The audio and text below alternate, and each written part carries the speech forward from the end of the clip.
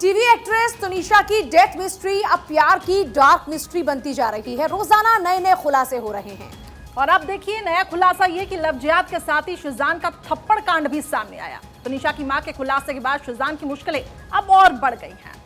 आरोप यह है कि खुदकुशी से पहले शिजान ने तुनिशा को थप्पड़ भी मारा था।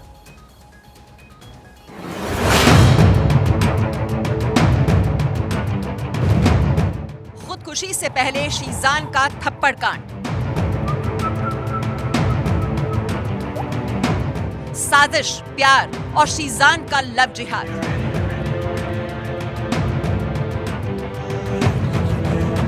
तुनिशा खुदकुशी केस में रोजाना नए नए खुलासे हो रहे हैं। प्यार, बेवफाई और ब्रेकअप के पीछे का राज अब धीरे धीरे सामने आने लगा है। पहले प्यार का ढोंग, फिर श्रद्धा वॉलकर का डर दिखाकर ब्रेकअप की साजिश। अब शिजान पर सवाल उठने लगा है, क्या शिजान ने तुनिशा को लव जिहाद के जाल में फंसाया था और फिर इस्तेमाल कर श्रद्धा वॉलकर हत्याकांड का डर दिखाकर ब्रेकअप की साजिश रची थी। सवाल यह है कि तुनिशा चंडीगढ़ क्रिसमस मनाने जाने वाली थी, लेकिन अचानक ऐसा क्या हुआ कि उसने खुदकुशी कर ली। प्यार, बेवफाई और लव जिहाद के ऊपर से अब पर्दा उठ गया है। अब तुनिशा की मां और मामा ने शिजान के ऊपर बड़ा आरोप लगाया है। शिजान पर खुदकुशी के दिन तुनिशा को पीटने का आरोप लगा है। झगड़ा होता था, अब मारपीट करते थे, इसका भी मैं कुछ नहीं कह सकती। लेकिन उसने जिस दिन ब्रेकअप हुआ उसके थप्पड़ मारा है, वो रोई बहुत है। कहती मम्मी मेरे को यूज किया गया है, मेरे को धोखा हुआ है मेरे से। क्योंकि तुनिशा मैं बताऊं सुसाइड करने वाली नहीं थी।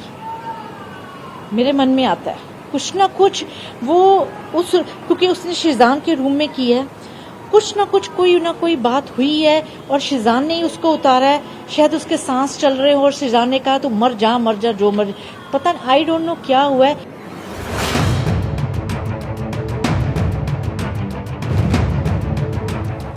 तुनिशा शिजान के प्यार में इतनी डूबी थी कि वो हिजाब तक पहनने लगी थी। शिजान की बहनों के साथ दरगाह पर जाती थी, लेकिन इसके बाद भी शिजान ने ब्रेकअप क्यों किया? सवाल यह है कि शिजान की इस बेवफाई को लव जिहाद न कहा जाए तो फिर क्या कहा जाए?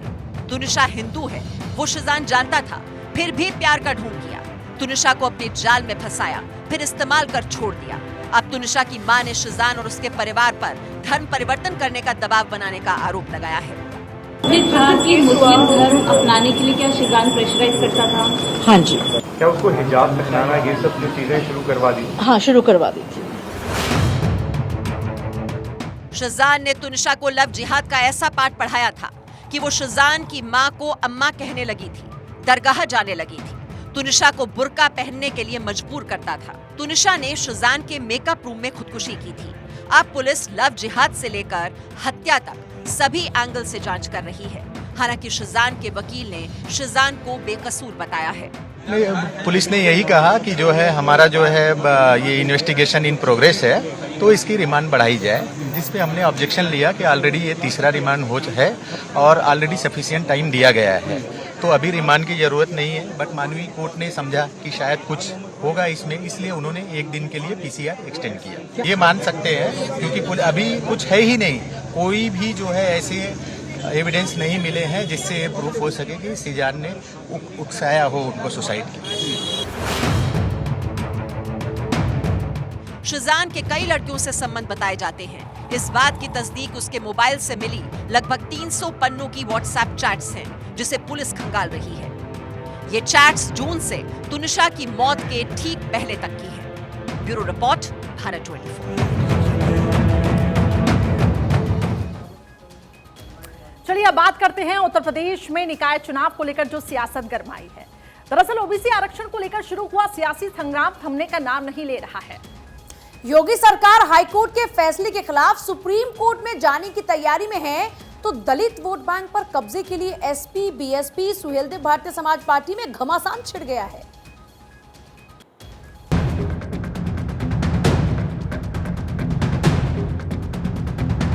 यूपी में ओबीसी आरक्षण को लेकर दिल्ली से लेकर लखनऊ तक सियासत तेज हो गई है।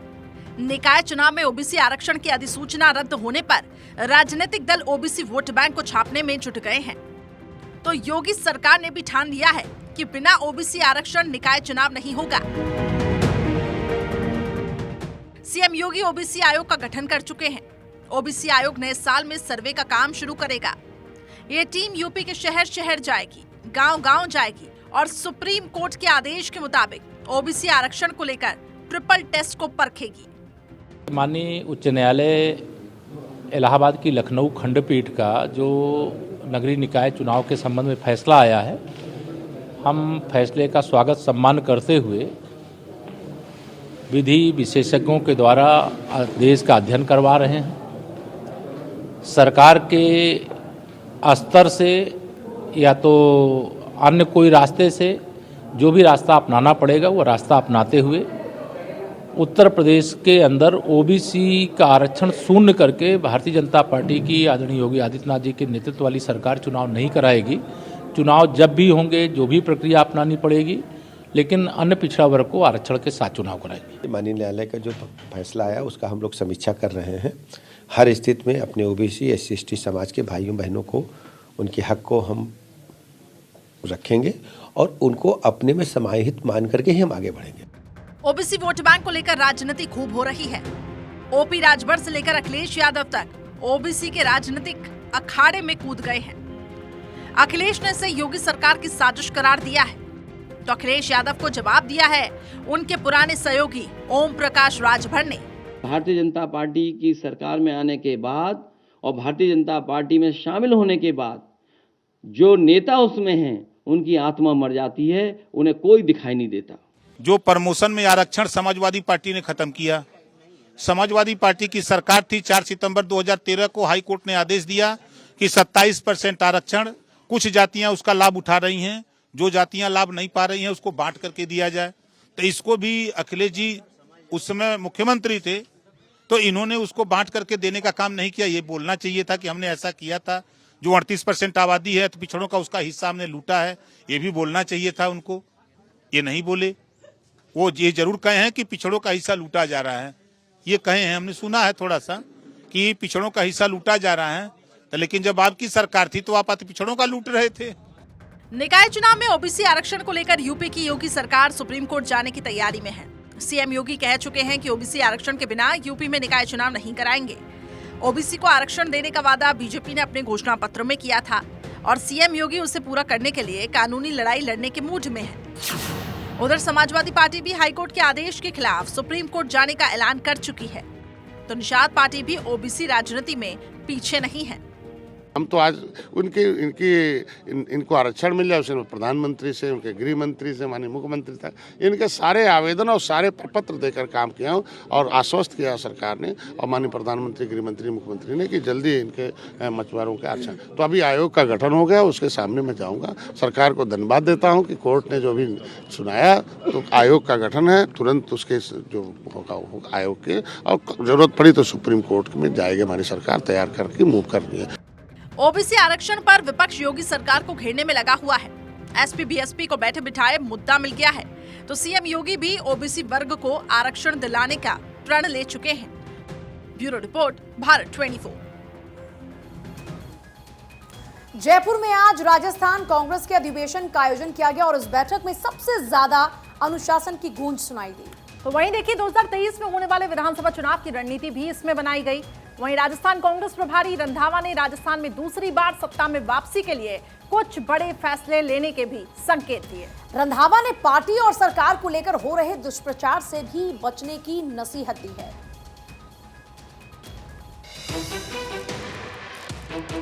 राजस्थान में 2023 में विधानसभा चुनाव है और प्रदेश कांग्रेस के अधिवेशन से कांग्रेस ने 2023 के चुनाव का आगाज कर दिया।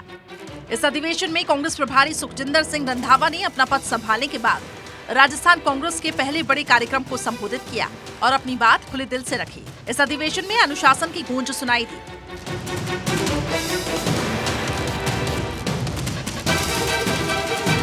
सीएम अशोक गहलोत ने कहा कि हमें ये दुष्प्रचार नहीं करना चाहिए कि सरकार नहीं आ रही है। सरकार ने जो काम जनहित के लिए किए उसके कारण सरकार फिर आएगी। देखिए, मैंने पूरे दो दिन से और आज भी पूरी फीडबैक ले रहा हूँ और बहुत जल्दी संगठन को हम बढ़ाएंगे और 1-2 दिन में रिजल्ट भेज देंगे। वहीं अधिवेशन में पीसीसी चीफ डोटासरा ने भी राजस्थान में दोबारा कांग्रेस की सरकार बनाने के लिए संगठन के ढीले पेंच को कसने की कोशिश की। कांग्रेस के नेताओं में भी जोश भरा और जीत का मंत्र दिया। साथ ही जिला, ब्लॉक और मंडल अध्यक्ष को 1 महीने में 52,062 बूथों पर बीएलए बनाकर देने का टास्क भी दे दिया। 2023 में दोबारा सत्ता में आने के लिए कांग्रेस ने रणनीति बनानी शुरू कर दी है और 2023 विधानसभा चुनाव में 30% मंत्रियों का टिकट भी कट सकता है। कांग्रेस के प्रदेश प्रभारी सुखजिंदर सिंह रंधावा ने सीएम और मंत्रियों के साथ मैराथन बैठक कर उन्हें अलर्ट भी कर दिया। रंधावा ने 2 टूक कह दिया, सरकार रिपीट करने के लिए कांग्रेस कड़ा फैसला लेने की तैयारी में है। मेरी बात सुनिए, अभी तो मेरी संगठन के बारे में मैंने बात की है, किसी की टिकट के बारे में मैं बात नहीं करूंगा। किसी को मैंने टिकट अभी देनी नहीं। पहले district Congress committee, block Congress committee और प्रदेश कांग्रेस कमेटी का संगठन का गठन करूंगा। उसके बाद देखेंगे, सर्वे होगा, जो सर्वे में आएगा वही हकदार हो सकता है। राहुल गांधी ने भारत जोड़ो यात्रा से राजस्थान के युवाओं को कांग्रेस की तरफ खींचने की कोशिश की।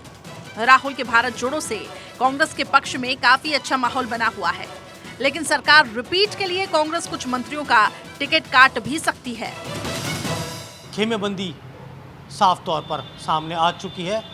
अब सवाल यही है कि कैसे इस खेमेबंदी को, गुटबाजी को थामकर रंधावा राजस्थान की कांग्रेस को 2023 में चुनावी मोर्चे पर तैयार कर पाते हैं। भारत 24 के लिए योगेश शर्मा। चलिए अब आगे बढ़ते हैं। प्रधानमंत्री नरेंद्र मोदी की मां हीराबेन पंचतत्व में विलीन हो गई। पीएम ने अपनी मां को मुखाग्नि दी। गुजरात के गांधीनगर में एक शमशान घाट में साधारण तरीके से उनका अंतिम संस्कार हुआ। मां के निधन के बाद भी पीएम मोदी ने राष्ट्र धर्म को नहीं छोड़ा। प्रधानमंत्री का आज पश्चिम बंगाल में कई कार्यक्रम थे जिसमें उन्होंने हिस्सा लिया, लेकिन मां के निधन के बाद पीएम मोदी अहमदाबाद चले गए।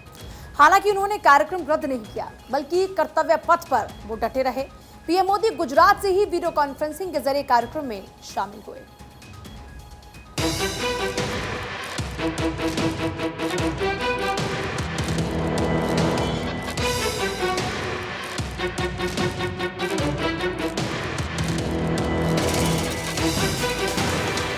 किसी का निधन होता है तो लोग अपना सारा काम रद्द कर देते हैं, मगर प्रधानमंत्री नरेंद्र मोदी इससे अलग हैं। वे काम के लिए जाने जाते हैं, वे राजधर्म के लिए जाने जाते हैं। एक बार से ये बात पुष्ट हो गई। मां हीराबा का निधन हो गया, बावजूद इसके पीएम मोदी ने छुट्टी नहीं ली। प्रधानमंत्री नरेंद्र मोदी के कोलकाता में कई कार्यक्रम थे, मगर माता हीराबा के निधन के बाद वे गुजरात चले गए, मां को मुखाग्नि दी। लेकिन अपना कोलकाता वाला कार्यक्रम रद्द नहीं किया। वह वर्चुअली सभी कार्यक्रमों में जुड़े और बैठकों में शामिल हुए। वीडियो कॉन्फ्रेंसिंग के जरिए उन्होंने वंदे भारत ट्रेन को हरी झंडी दिखाई। उन्होंने बता दिया कि उनके लिए देश और काम सर्वोपरि है। वंदे भारत ट्रेन को हरी झंडी दिखाकर देश को समर्पित किया। कर्तव्य पथ पर जुटे पीएम मोदी ने कोलकाता नहीं पहुंचने पर लोगों से क्षमा मांगी। आज मुझे आप सबके बीच रूबरू आना था, लेकिन मेरे निजी कारणों के कारण मैं आप सबके बीच नहीं आ पाया हूं। इसके लिए मैं आपकी, बंगाल की क्षमा चाहता हूं। देश आजादी के 75 वर्ष का पर्व मना रहा है, अमृत महोत्सव मना रहा है। इसी अमृत महोत्सव में देश ने 475 वंदे भारत ट्रेन शुरू करने का संकल्प लिया था। आज इसी में से एक हावड़ा न्यू जलपाईगुड़ी वंदे भारत ट्रेन यहां कोलकाता से शुरू हुई है। पश्चिम बंगाल के मुख्यमंत्री ममता बनर्जी ने पीएम की मां हीराबा के निधन पर दुख जताया। ममता ने कहा, मेरी संवेदनाएं आपके साथ हैं। दुख की घड़ी में हम सब आपके साथ हैं। आपके परिवार को शक्ति मिले। अभी आप आराम कीजिए, क्योंकि आप सीधे मां की अंत्येष्टि से आ रहे हैं। इसके साथ आप चाहें तो इस कार्यक्रम को छोटा भी कर सकते हैं। Sir, I convey my gratitude to you because you are suppose to come to West Bengal today. But because of the sad demise of your mother, you could not reach, but heartily you have reached to us through your virtual program. Even I will request you make the program cut to short, and please take rest because just you are coming from the cremation. PM की पहचान एक कर्मयोगी की है। अपनी मां के लिए लिखे पीएम के शब्दों से ही समझ आता है कि निष्काम कर्मयोगी का ये पाठ उन्हें उनकी मां से ही मिला है और इस कठिन वक्त में उन्होंने एक बार मां के उन शब्दों को सार्थक कर दिया। यही पहचान है एक निष्काम कर्मयोगी की और शायद यही सच्ची श्रद्धांजलि है एक कर्मठ बेटे की अपनी मां को। मां अनंत पथ पर और बेटा कर्तव्य पथ पर।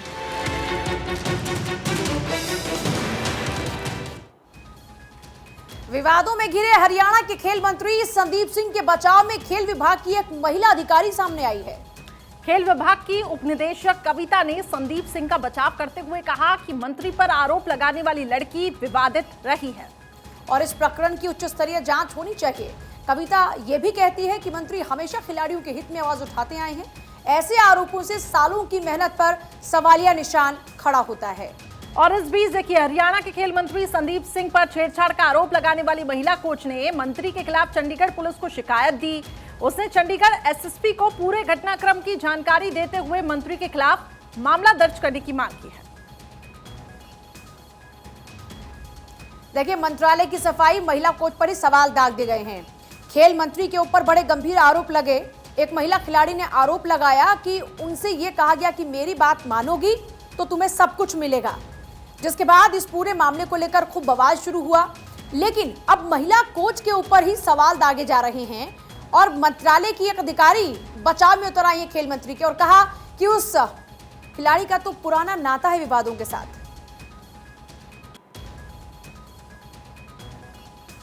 चलिए, इसी के साथ राजपथ में फिलहाल इतना ही, लेकिन आगे पूजा हमारा खास शो सरहद पार के साथ हम हाजिर होंगे। फिलहाल वक्त छोटे से ब्रेक का।